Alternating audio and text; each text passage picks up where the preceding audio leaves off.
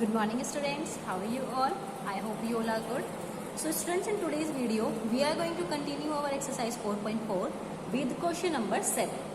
In question number 7, Akash bought a music system for rupees 6,210. He gave rupees 7,000 to the shopkeeper. आकाश ने 6,210 का एक music system जो है वो खरीदा है. जो उसका प्राइस है म्यूजिक सिस्टम का वो 6,210 है. He gave rupees 7,000 to the shopkeeper. और उसने शॉपकीपर को कितने पैसे दिए हैं? शॉपकीपर को उसने पैसे दिए हैं 7,000. ठीक है. तो अब जो म्यूजिक सिस्टम 6,210 का है और उसने पैसे दिए हैं 7,000, तो उसको कुछ पैसे वापस मिलेंगे क्योंकि उसने पैसे एक्स्ट्रा दिए हैं. तो जो शॉपकीपर है वो उसको चेंज मतलब करके देंगे पैसे. How much money did he get back? तो कितने पैसे उसको वापस मिलेंगे. अब इसके लिए हम क्या करेंगे? फॉर एग्जाम्पल, अगर आप 5 रुपए का कोई सामान खरीदते हैं और आपके पास खुले पैसे नहीं है तो आप जो है 10 रुपीज जो है शॉपकीपर को दे देते हैं. तो शॉपकीपर 5 रुपए रख के बाकी के जो पैसे हैं वो आपको दे देंगे. तो कितने पैसे देंगे? 10 रुपीज का सामान है और 5 रुपए का सामान है और 10 रुपीज क्या है? 10 रुपीज आपने दिए हैं.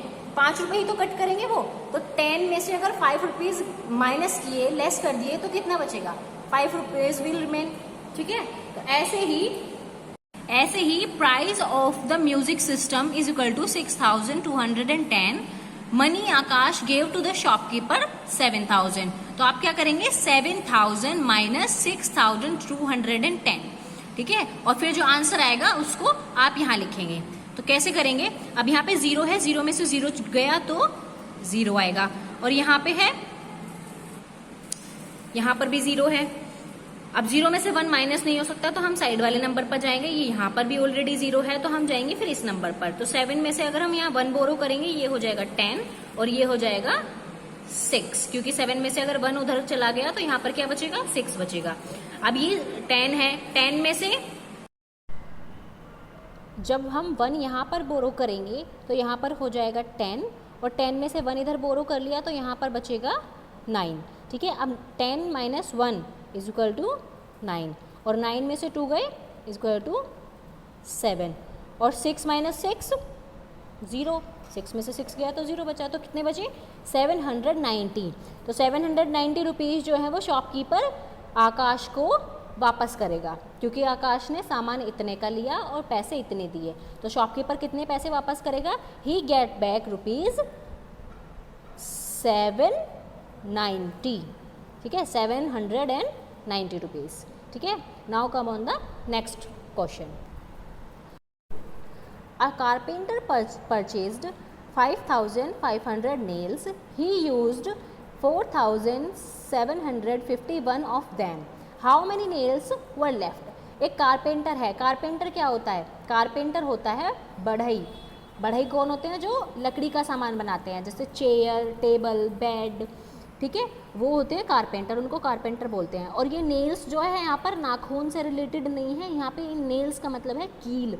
एक कारपेंटर ने 5,500 कीलें खरीदी. जो कील होती है ना, जो दीवार में लगाते हैं, सामान में, लकड़ी के सामान में लगाते हैं, उसमें से उन्होंने 4,751 यूज़ कर ली.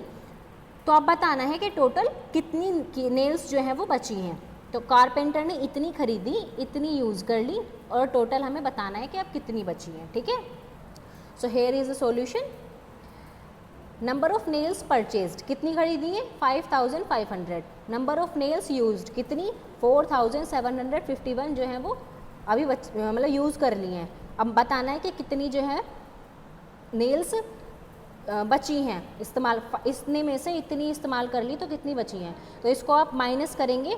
माइनस करके जो आंसर आएगा उसको यहाँ पर लिखेंगे. Dash nails were left. This is your homework. ठीक है. आगे की जो वर्ड प्रॉब्लम है वो आपको होमवर्क में करनी है. इतनी किलो में से इतनी कील इस्तेमाल की, टोटल कितनी बची यहाँ पर लिख लेना है. Okay. Now come on the next question.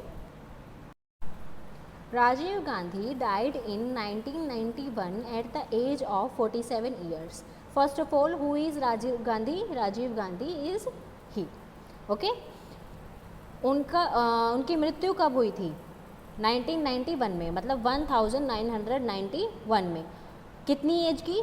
कितनी एज के थे वो थे 47 ईयर्स के। आपको बताना है in which year was he born, तो वो किस ईयर में उनका जन्म हुआ था, आपको ये बताना है। तो 1991 में जब उनकी मृत्यु हुई थी तो वो 47 ईयर्स के थे, तो 47 ईयर्स पहले ही उनका जन्म हुआ होगा। तो आप कैसे पता करेंगे, तो आप 1991 से 47 ईयर्स पहले जाएंगे।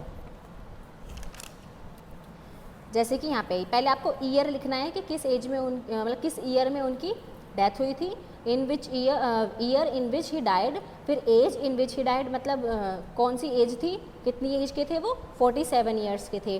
फिर आप क्या करेंगे, जब आप 1991 में से 47 माइनस करेंगे, 1991 में से 47 ईयर्स पहले जाएंगे तो आंसर आ जाएगा। तो he was born in this year, जो भी आंसर आएगा वो आप यहाँ पर लिख देंगे। Okay, so now come on the next question. Next question is find the difference between the largest and the smallest 4-digit numbers formed by the digit 2053. Use each digit only once. तो इस question को हम कैसे करेंगे, इस question को करने के लिए मैं आपको एक ट्रिक बताती हूँ। जब आपको कोई लार्जेस्ट नंबर निकालना हो, आपको कोई 4 डिजिट दी हुई है और उससे आपको लार्जेस्ट नंबर जो है वो फाइंड आउट करना है।